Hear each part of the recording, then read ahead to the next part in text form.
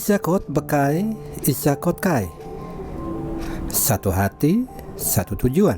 Itulah moto kota Merauke. Moto ini terasa sangat relevan mengingat kota yang sudah berusia 115 tahun ini dihuni hampir seluruh suku dari bumi Nusantara, lengkap dengan keragaman budaya dan agama yang dianutnya.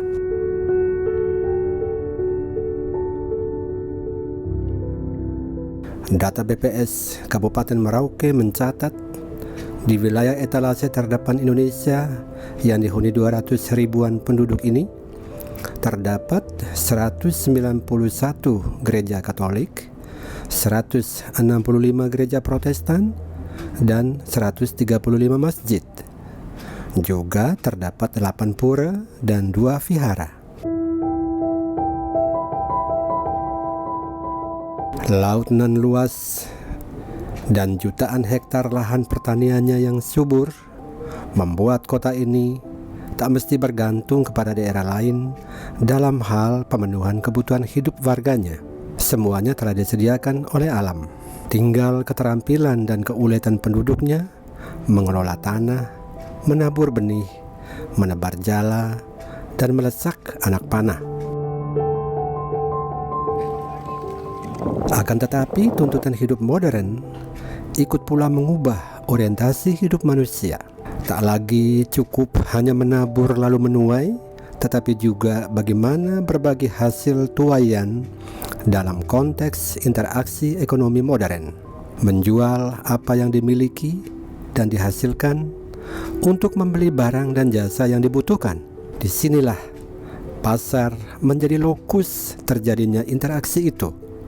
Dan di sini pula lah letak persoalan yang tengah dihadapi wilayah etalase terdepan Indonesia ini.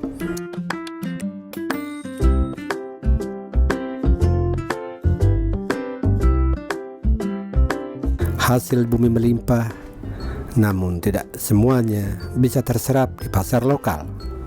Ya, penghasilannya bagus, pemasarannya itu macet.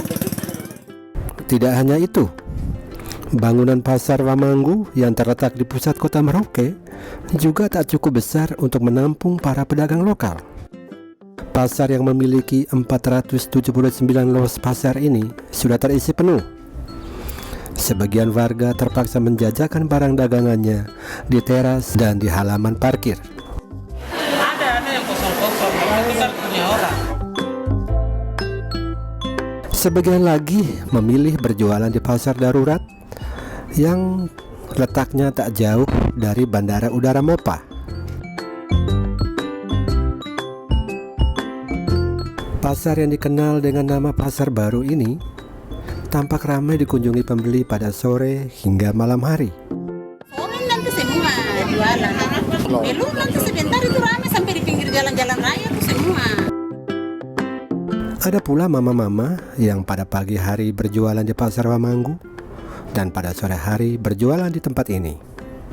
Memilih berjualan pada sore hari di pasar ini juga lantaran jauhnya tempat tinggal para pedagang. Mereka yang datang dari luar kota Merauke baru tiba di pasar ini pada siang hari dan baru bisa berjualan pada sore harinya.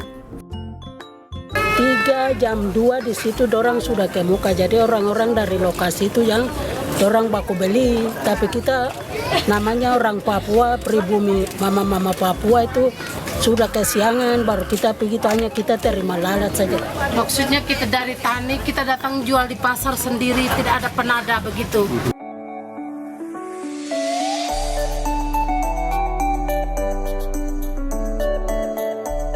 Harapan mereka sederhana, agar pemerintah membangun pasar permanen di tempat ini sehingga mereka bisa lebih layak berjualan. Kita jalan sebentar ke sana ke sana sampai capek kan kita. Panjang itu tidak bisa. Kita hidup sendiri tidak bisa. Malah dorang yang lebih. Saya harapkan supaya Bapak Presiden juga perhatikan, pemerintah juga perhatikan pada mama-mama Papua, janda-janda, anak-anak yang sudah bisa mau kerja tapi tidak bisa akhirnya dorang adakan minum-minum, baku ganggu. Harapan kita petani ke depannya itu mudah-mudahan pemerintah daerah bisa perhatikan hasil petani itu supaya di pemasarannya lancar. Harapan kita tuh buat pasar yang baik untuk pasar yang ini tuh di satu tempat begitu. Untuk kita yang di pasar sini.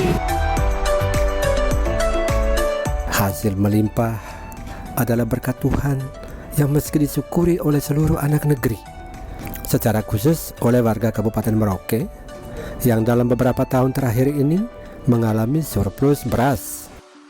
Pemerintah tentu sudah punya solusi untuk mendistribusikan sebagian hasil bumi dan hasil laut dari Kabupaten Merauke ini ke pasar dalam negeri maupun ekspor ke negara tetangga. Sekaligus untuk memaksimalkan fungsi Bandar Udara Mopah dan pelabuhan laut yang terdapat di Kota Rusa ini.